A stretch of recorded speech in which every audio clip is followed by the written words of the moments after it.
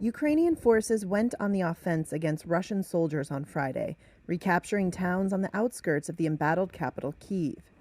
And 1 month after Russia sent a massive invasion force into Ukraine, expecting a rapid victory, Moscow signaled it was scaling back its military ambitions.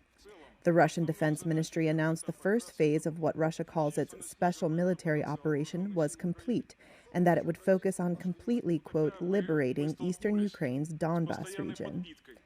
Its forces remained bogged down, harried, and ambushed by Ukrainian defenders, and so far unable to claim a single major strategic objective, and now, in some places, may be forced into a retreat.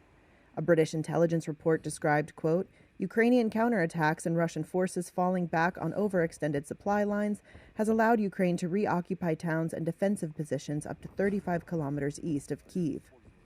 One Ukrainian soldier on the front line in Bucha, about 16 miles from the capital, who gave only the name Andrei, said he enlisted immediately after Russia's invasion began a month ago. I told my wife to grab the children and to hide in the basement, and I went to the drafting station and joined my unit straight away. And the next day, from the army base, we moved to the front line. My wife and children were under occupation for 2 weeks, but then they managed to escape through a humanitarian corridor. Ukraine's armed forces chief of staff said Russia was still trying to resume offensives to capture the cities of Chernihiv, Sumy, Mariupol, and Kharkiv.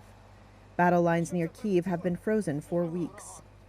Failing to capture any major cities, the Russians have instead been encircling them, laying waste to residential areas and driving around a quarter of Ukraine's 44 million people from their homes.